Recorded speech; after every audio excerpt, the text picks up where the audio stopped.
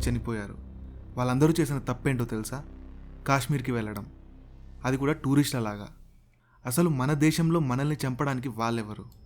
మొన్ననే ఏప్రిల్ 22వ తేదీ మంగళవారం మధ్యాహ్నం కాశ్మీర్లో పహల్గామ్ అనే ఒక ప్లేస్ ఉంటుంది, అనంతనాగ్ డిస్టిక్లో. ఆ ప్లేస్ని మినీ స్విట్జర్లాండ్ అంటారంట, అంత బాగుంటుంది.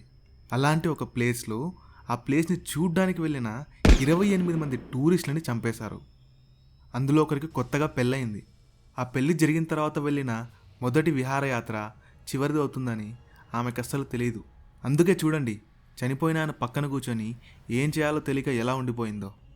అందులో ఒక తండ్రి ఉన్నాడు, ఒక కొడుకున్నాడు, ఇంకా ఎందరో. 2019లో జరిగిన పుల్వామా అటాక్ తర్వాత అంత దారుణంగా జరిగిన అటాక్ మళ్ళీ ఇదే. 6 టెర్రరిస్టులు AK-47 లాంటి సెమీ ఆటోమేటిక్ గన్లను పట్టుకొని అడవుల్లోంచి నడుచుకుంటూ వచ్చి అక్కడ ఉన్న వాళ్ళ రిలీజియన్ అడిగి మరీ చంపారంట తెలుసా. అక్కడ టూరిస్టులని ఇస్లామిక్ వర్సెస్ చెప్పమని అడిగారంట, వాళ్ళు నిజంగా ముస్లిమా కాదా అని తెలుసుకోవడానికి. సయ్యద్ ఆదిల్ హుస్సేన్ షా, ఈయన అక్కడ ఒక పోనీ రైడర్. ఆ ప్లేస్కి కార్లు బైకులు పోలేవు, అందుకే గుర్రాలను అక్కడ వాడతారు. అక్కడ గుర్రాలను నడిపే వ్యక్తి ఈ సయ్యద్ ఆదిల్ హుస్సేన్. టెర్రరిస్టులు అక్కడ ఉన్న వాళ్ళని చంపడానికి వస్తుంటే వాళ్ళ మీద తిరగబడి గన్ను లాక్కొనే ప్రయత్నం చేశాడంట ఈయన. అందుకని ఈయన్ని కూడా చంపేశారు. వాళ్ళ ఇంట్లో సంపాదించేది ఆయన ఒక్కడే అంట. ఇప్పుడు ఆయన కూడా లేడే.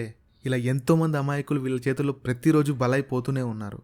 కాశ్మీర్ ఎంత అందంగా ఉంటుందో అంతే భయంకరంగా ఉంటుంది. అలా చేశారు ఈ ఉగ్రవాదులు. అక్కడెక్కడో పాకిస్తాన్లో దాక్కొని మన వాళ్ళని ఎప్పుడెప్పుడు చంపుదామని ఎదురు చూస్తూ ఉంటారు. వాళ్ళ కన్ను ఎప్పుడూ కాశ్మీర్ మీదే, ఛాన్స్ కోసం ఎదురు చూసే గుంటనక్కల్ లాంటి వాళ్ళు. ఇండియన్ గవర్నమెంట్ ఏదైతే చెయ్యాలో కాశ్మీర్ బాగుపడడానికి చాలా వరకు చేస్తూనే వచ్చింది. ఇన్ని చేసినా ఇంకా చేస్తున్నా కూడా కొందరి బుద్ధి మాత్రం మారదు.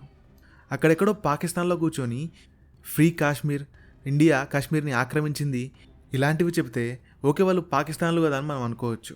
కానీ ఇక్కడ ఇండియాలో దేశ రాజధాని ఢిల్లీలో ఉంటూ ఫ్రీ కాశ్మీర్కి సపోర్ట్ చేసే వాళ్ళు కూడా ఉన్నారు. JNU అని ఒక యూనివర్సిటీ ఉంది ఢిల్లీలో. అందులో ఒక లేడీ ప్రొఫెసర్ ఇండియా కాశ్మీర్ని అక్రమంగా ఆక్రమించిందని చెప్పి ఓపెన్గా చెప్పింది స్పీచ్లో. అంతేకాకుండా వాళ్ళు చేసే ధర్నాల్లో ఫ్రీ కాశ్మీర్ అనే బోర్డులు కూడా పట్టుకొని తిరిగారు వాళ్ళు. చూసారా ఎలాంటి వాళ్ళు ఉన్నారో మన దగ్గర. కానీ ఒక్కటి మాత్రం నిజం, మన దేశాన్ని మనమే కాపాడుకోవాలి. అది బయట నుంచి అయినా సరే, లోపల నుంచి అయినా సరే. ఇప్పటికే ఇండియన్ గవర్నమెంట్ పాకిస్తాన్కి చేసే ఎక్స్పోర్ట్లన్నీ ఆపేసింది, బార్డర్ని క్లోజ్ చేసింది, ఇండస్ రివర్ వాటర్ ట్రీటీని కూడా తీసేసి ఆ వాటర్ని బ్లాక్ చేసింది. ఆ తర్వాత ఏం జరుగుతుందో మనకు తెలియదు. ఏదేమైనా సరే చనిపోయిన వాళ్ళు మాత్రం తిరిగి రారు కదా. My deepest condolences to the people who have lost their family members. Prime minister Modi ఇలాంటి దారుణానికి పాల్పడిన ఏ ఒక్కరిని కూడా వదిలిపెట్టానని చెప్పాడు.